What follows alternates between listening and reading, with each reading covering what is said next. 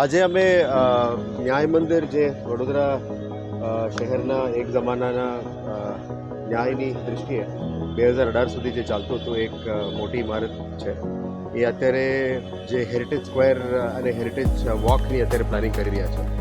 આપ જાણો છો કે વડોદરા મહાનગરપાલિકામાં જે હેરિટેજ સેલ એક્ટિવેટ કરવામાં આવ્યું છે, આ હેરિટેજ સેલ દરમિયાન જે પણ સ્ટ્રક્ચર્સ અમે હેરિટેજમાં આવરી લેવાના છે એમાં સૌથી મોસ્ટ ઇમ્પોર્ટન્ટ સ્ટ્રક્ચર ન્યાય મંદિર છે.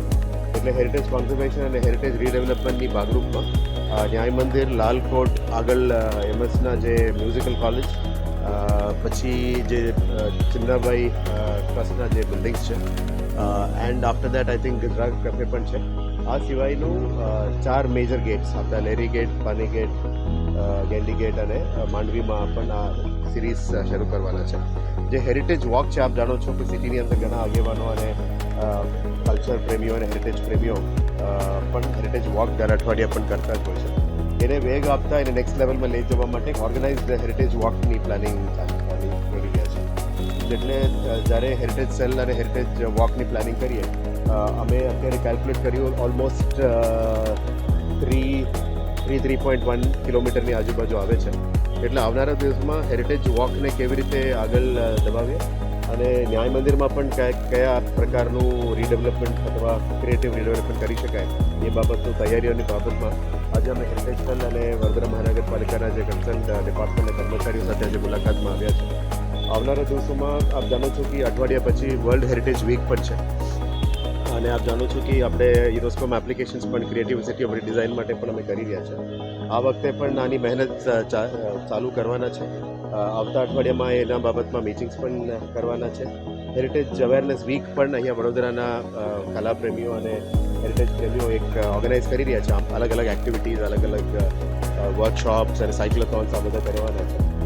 આને વડોદરા સિટીના એડમિનિસ્ટ્રેશન તરીકે વીએમસી અને કેવી રીતે સપોર્ટ કરી શકાય, આવનારા દિવસોમાં તમામ હેરિટેજ ઇમારતોને કેવી રીતે સંરક્ષણ થઈ શકે અને એની જે પૂર્વ ગ્લોરી જે એક જમાનામાં એની જે અદ્ભુત જે કલા સાથે જે જોડેલા હતા, આ બધાને પણ કેવી રીતે પુનર્જીવિત કરવી એ બાબતનું તૈયારીઓ સાથે અમે પ્લાનિંગ કરી રહ્યા છે.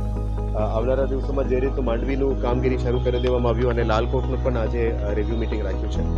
લાલકોટમાં પણ કામ જે સ્પીડ પકડવું જોઈએ અને વેગ આપવા માટે આ તૈયારીઓ છે. નેક્સ્ટ અમે ન્યાય મંદિર સ્ટ્રક્ચર ઉપર પણ જવાનું પ્લાનિંગ કરી રહ્યા છે. આવનારા દિવસોમાં હેરિટેજ એડવાઇઝરી કમિટી પણ બનાવી છે, જેમાં વડોદરા શહેરના હેરિટેજ પ્રેમીઓ, આગેવાનો, પદાધિકારીઓ બધાની પણ એડવાઇઝરી સાથે હેરિટેજ કોન્ઝર્વેશન કમિટી રાજ્ય સરકારની અપ્રુવલ લઈને આની કામગીરી પણ અમે આગળ વધારવાના છે. આશા રાખીએ કે આજના વિઝિટ પછીનું જે ડિટેલ્ડ ડ્રોઈંગ્સની સ્ટડી અમે આજે ઓફિસમાં કરીશું અને ડિસ્કશન પણ કરવાના છે. સો વી રિયલી હોપ કે આવનારા દિવસોમાં ન્યાય મંદિરનું પણ જે પુનર્જીવિત કરવાનું છે. મને કહેવામાં આવ્યું કે 2018 સુધી અહીંયા ધમધમતું કોર્ટ ચાલતું હતું, પછી જે નવું કોર્ટ કોમ્પ્લેક્સ બન્યા પછી એનું એક્ટિવિટીઝ બંધ થઈ ગયું. એટલે ફરી કયા પ્રકારના એક્ટિવિટીઝ અમે લાવી શકાય, કયા પ્રકારની પુનર્જીવિત કરીને આનું ઓરિજિનલ ગ્લોરી લાવી શકાય, આના માટે આજે વિઝિટ કરવામાં આવ્યું છે. આવનારા દિવસોમાં આની ઉપર પણ પુનર્જીવિતનું ડેવલપમેન્ટનું કામગીરી શરૂ કરવામાં આવશે. We have multiple DPRs also ready. અમારા પાસે મલ્ટિપલ ઓપ્શન્સ પણ અમે વિચારી રહ્યા છે. રાજ્ય સરકારની ટુરિઝમ ડિપાર્ટમેન્ટ સાથે પણ ચર્ચા ચાલી રહ્યા છે. કલ્ચરલ મિનિસ્ટ્રી ભારત સરકાર સાથે પણ અમારી ચર્ચા ચાલી છે. એટલે આવનારા દિવસોમાં we intend to take a good decision. જે ભારત સરકાર, રાજ્ય સરકારની પરામર્શમાં જે પણ ડિસિશન આવે એને આગળ દબાવીશું. પણ ટૂંકમાં આને સારી રીતે કરવાનું એક ઈચ્છા છે. અમે મીડિયાના મિત્રોને મારફતે વડોદરા સિટીના ઘણા બધા લાગણીઓ પણ આના સાથે જોડાયેલા છે, લોકોની પણ આશા પણ જોડેલા છે અને એટલે અમે એ જ મેસેજમાં આપવા માંગીએ છીએ કે અમે સારું કરવા માટે પ્રયત્ન ચાલુ કરી દેવાના છે.